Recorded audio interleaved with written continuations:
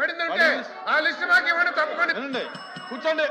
నిన్న గవర్నర్ గారిని దాంట్లో చూసిన తర్వాత నేను ఒక సచివాలయానికి ఫోన్ చేస్తాను. గ్రీవెన్సెస్ తీసుకున్నారు. ఒక సచివాలయంలో 21 మంది గ్రీవెన్స్ ఇచ్చారు. దాంట్లో grievance status eligible and paid అని గ్రీవెన్స్ స్టేటస్ ఇచ్చారు. నేను లిస్ట్ మీకు పంపిస్తాను. కానీ వాళ్ళకి నేను ఫోన్ చేశాను. ఫోన్ నెంబర్ ఉంది, ఆధార్ నెంబర్ ఉంది, అడ్రస్ ఉంది, ఎవ్రీథింగ్ ఉన్నాయి. వాళ్ళకి ఫోన్ చేస్తే డబ్బులు పడలేదన్నారు అధ్యక్ష. ఇంతకంటే సాక్ష్యం ఏం కావాలి అధ్యక్ష? రెండోది, నేను ఇది ఎవిడెన్స్ పంపిస్తా. ఎలిజిబుల్ అంటే పెయిడ్ అని ఉంది గ్రీవెన్స్ లో. రెండోది, ప్రజాశక్తి పేపర్ లో వచ్చినటువంటి న్యూస్ నేను పంపిస్తాను అధ్యక్ష. 6,000 7,000 వాళ్ళు డేటా అంకెలతో సహా చేస్తున్నారు అధ్యక్ష. నేను దీన్ని కూడా మీకు పంపిస్తా. నెక్స్ట్ ఇంకొక పాయింట్ అధ్యక్ష,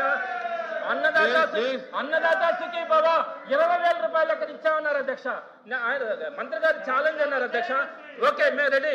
రైతులకు కనుక వాళ్ళు 20,000 రూపాయలు కనుక అందరికీ పే చేస్తున్నారంటే మేము క్షమాపణ చెప్పడానికి కూడా సిద్ధం. 2 సంవత్సరాల పరిపాలనలో వాళ్ళు 20,000 రూపాయలు ఎక్కడ పే చేస్తామన్నారు. కనీసం ఒక్క సంవత్సరమైనా 20,000 రూపాయలు పూర్తిగా రైతులందరికీ కూడా పే చేస్తుంటే మేము తప్పకుండా కూడా ఆయన ఛాలెంజ్ని మేము స్వీకరిస్తాం అధ్యక్ష.